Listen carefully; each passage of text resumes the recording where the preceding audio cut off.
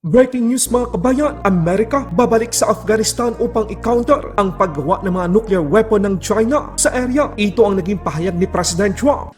Because they need things from us. We want that base back. But one of the reasons we want the base is, as you know, it's an hour away from where China makes its nuclear weapons. So a lot of things are happening. US Coast Guard ipinakita kung paano nito na-intercept at hinuli ang mga drug smuggler sa dagat Pasipiko. US Navy at Royal Navy pinasok ang Taiwan Strait, South China Sea at West Philippine Sea. China nagmonitor at nagprotesta lamang. Ilag ang China kapag malalakas na bansa ang makakaharap nila. UK warship dumiretso sa Pilipinas. Ito ay upang ipakita na seryoso sila sa usaping Visiting Forces Agreement tulad ng Visiting Forces Agreement ng Pilipinas at Amerika. Isa na namang maka-China walang ginawa kundi kontrahin ang pagpapalakas ng Pilipinas. Kino-question ang pagbili ng mga bala at armas ng Pilipinas sa bansang Israel. That the Philippine Army is pleased to notify them from Elbit Systems now that their proposal on May 27, 2025 for the procurement of 100 RDs projectiles, precision-guided munitions po, for 248 million pesos was accepted. President Trump ipinahayag na muling kukunin ng Amerika ang kontrol sa pinakamalaking paliparan sa Afghanistan. Hindi papayag si President Trump na ito ay magamit ng China para sa kanilang pansariling interes kung saan ito ay pinunduhan at pinaghirapang gawin ng Estados Unidos. Layunin ni President Trump na i-counter ang paggawa ng China ng mga nuclear weapon malapit lang sa area. Ito ay kasunod ng paglagda ng Pakistan, Kingdom of Saudi Arabia sa isang Mutual Defense Pact nitong linggo lamang. We're going to keep Bagram, the big air base that one of the biggest air bases in the world. We gave it to them for nothing. We're trying to get it back, by the way. Okay, that could be a little breaking news. We're trying to get it back because they need things from us. We want that base back. But one of the reasons we want the base is, as you know, it's an hour away from where China makes its nuclear weapons. So a lot of things are happening. Hindi lang yan mga kabayan, US Coast Guard walang sinasanto ngayon sa mga iligal na gawain sa karagatan. Sa isang videong kuha mismo ng mga otoridad ng Amerika, hinuli na mga ito ang mga smugglers na ipinupuslit ang mga iligal na droga sa dagat Pasipiko. Puspusan ang ginagawang paghuli sa kanila ng US Coast Guard bilang kabahagi ng Operation Pacific Viper.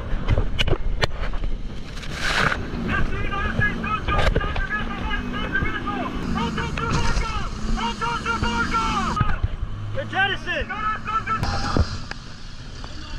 Get out! Get out! Come on! Get on the ground! Get Beast off! Get on! Beast off! Beast off! Beast off! Get on! Don't move!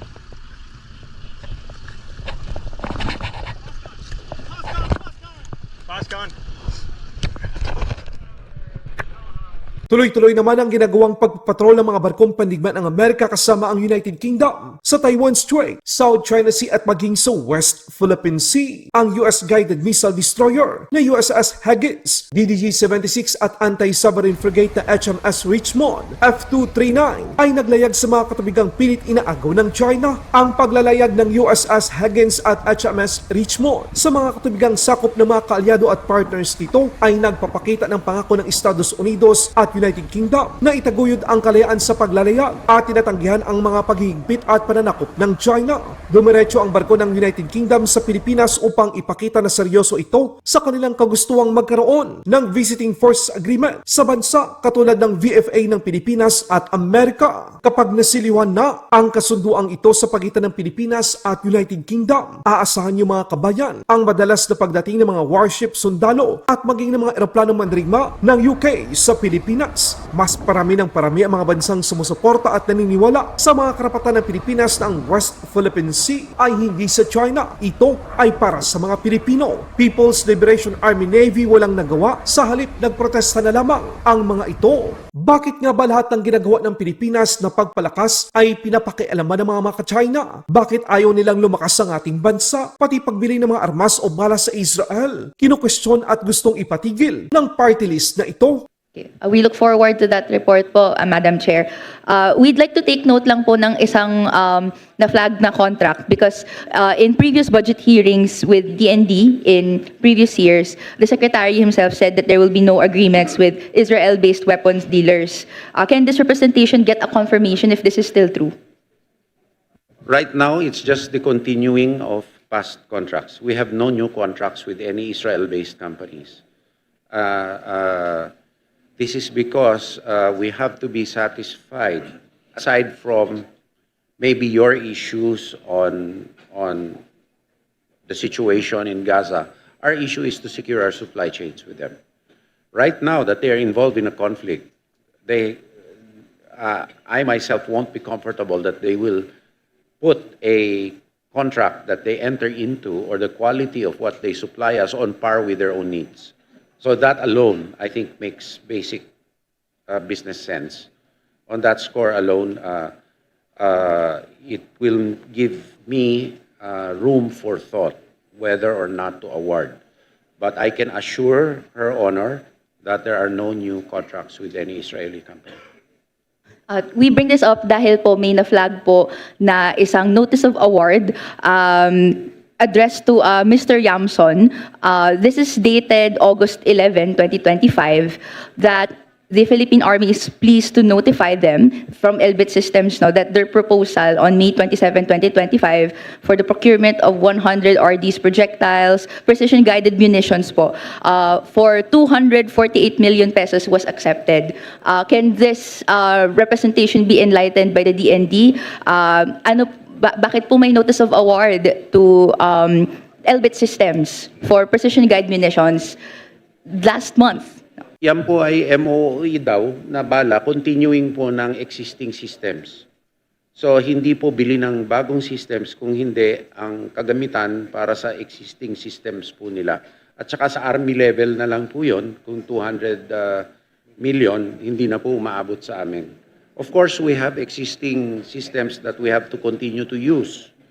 Dahil naabutan na po natin at hindi naman po natin pwede i-scrap.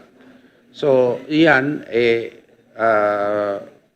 continuing procurement ng mga munitions na kinakailangan ng mga sistema. Mga bala po yun ng mga na-award nung araw na mga kanyon nila. Pero because they're precision guided, no, we can consider them smart. They're not just normal ammo, pero meron pong technology behind them to be able to more precisely, no, target yung mga kung sino mang individuals or areas necessary. The good secretary himself said that naka-food for thought yung conflict. Given that there is a continuing agreement na with Elbit Systems, an Israel-based weapons dealer, may plano po bang i-continue pa to further, given po yung ganong international conflict that this weapons dealer is involved in, Madam Chair? If we are prepared to scrap the existing systems, or then probably, but right now, we're stuck with the systems, walang kapalit eh. And to acquire the same systems will require a substantial allocation from the modernization. So it was deemed wiser just to continue with the existing systems. Laban Pinas.